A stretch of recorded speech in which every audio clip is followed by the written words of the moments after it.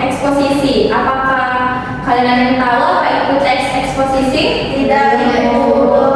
Jadi di sini juga akan menjelaskan teks eksposisi adalah jenis teks non fiksi yang memaparkan informasi atau pengetahuan secara singkat, padat, dan akurat.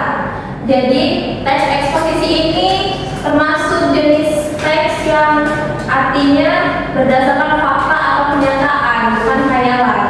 Teks eksposisi ini bertujuan memberikan informasi atau penjelasan kepada pembaca secara suatu hal. Informasi yang disampaikan juga harus akurat, padat, dan supaya mudah dipahami pembaca. Oke, lanjut. Tujuan teks eksposisi tadi adalah memberikan informasi, menambah pengetahuan pembaca, dan menjelaskan suatu masalah secara objektif. Ada juga tujuan. Dari ciri-ciri teks eksposisi ini, yang pertama berisi fakta dan gagasan. Fakta dan gagasan ini adalah menjelaskan ide, pendapat, atau penilaian penulis dan diperkuat dengan data atau peristiwa yang fakta untuk membuktikan kebenarannya. Terus ciri yang kedua adalah bersifat informatif. Jadi bertujuan untuk menyampaikan informasi, wawasan maupun pengetahuan baru agar kebenaran. Ciri yang kedua adalah bersifat informatif.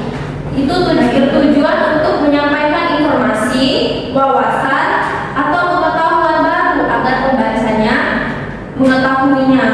Terus contoh yang ketiga, lugas dan objektif. Jadi disampaikan dengan bahasa yang baku, lugas, serta tidak memihak, objektif, sehingga tidak bermaksud untuk memaksa pembaca menyetujui pendapat secara penuh gitu. Terus ciri yang keempat ada format singkat dan padat. Uraian informasi disajikan dengan jelas, singkat, dan langsung pada pokok permasalahan, jadi tidak berbelit-belit. Selanjutnya ada struktur teks eksposisi. Jadi struktur teks eksposisi ini ada tiga. Yang pertama ada tesis atau pernyataan pendapat, berada di paragraf pembuka, berisi sudut pandang gagasan utama atau teori awal penulis terhadap topik yang dibahas. Selanjutnya yang kedua, argumentasi, yang berada di bagian tengah teks, berisi bukti-bukti pendukung fakta, data atau alasan logis untuk memperkuat tesis yang disampaikan pada paragraf pertama. Terus yang terakhir ada penegasan ulang. Penegasan ulang ini berada di paragraf penutup, berisi kesimpulan, rangkuman, atau penegasan kembali tesis yang didukung oleh argumentasi pada bagian sebelumnya. Selanjutnya ada kaidah kebahasaan. Jadi kaidah kebahasaan dalam teks eksposisi ini ada 6. Yang pertama ada kata teknis atau istilah, menggunakan kosakata khusus yang sesuai dengan topik bahasa, misalnya inflasi, fotosintesis, atau algoritma. Selanjutnya yang kedua ada konjungsi klausa. Konjungsi klausa ini adalah kata hubung yang menunjukkan sebab akibat seperti karena, sebab, oleh karena itu, sehingga. Terus yang ketiga itu ada konjungsi temporal atau kronologis. Kata hubung yang menyatakan hubungan waktu atau urutan laporan kemudian setelah itu pada akhirnya.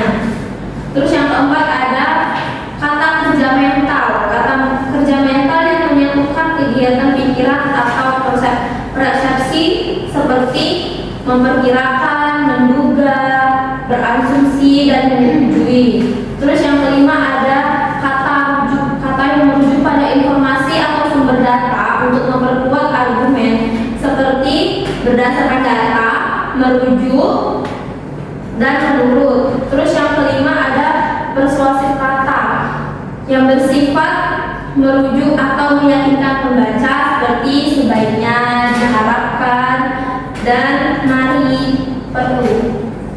Oke, selanjutnya ada contoh. Jadi contohnya ini seperti yang dibuat itu kan yang kita mengikuti struktur yang tadi ada 3, ada tesis, argumentasi, dan penegasan ulang. Jadi contoh yang pertama itu tesis. Ini contoh judulnya pentingnya sarapan pagi. Jadi sarapan pagi adalah waktu makan terpenting yang sering dilewati. Padahal sarapan sangat dibutuhkan untuk memberikan energi pada otak sebelum memulai aktivitas. Itu adalah paragraf pertama yang disebut sebagai tesis. Terus yang kedua ada argumen, fakta, dan alasan. Tubuh membutuhkan bahan bakar setelah tidur malam. Melewatkan sarapan justru dapat menurunkan konsentrasi dan menyebabkan tubuh mudah lelah saat belajar di kelas. Itu yang disebut argumentasi ya. Terus yang ketiga ada penegasan ulang atau kesimpulan. Kesimpulannya adalah menyempatkan diri untuk sarapan sangat penting untuk menjaga kebugaran tubuh dan memaksimalkan fokus ya. Oke, baiklah, dari penjelasan Ibu, apakah ada yang ingin bertanya?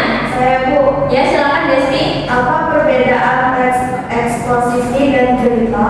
Baik, jadi tes eksposisi memang mirip dengan berita karena sama-sama menyampaikan informasi yang akurat dan berdasarkan fakta. Tetapi keduanya memiliki perbedaan. Teks berita itu berfokus pada menyampaikan peristiwa yang sedang terjadi, sedangkan tes eksposisi lebih berfokus menjelaskan suatu topik atau pendapat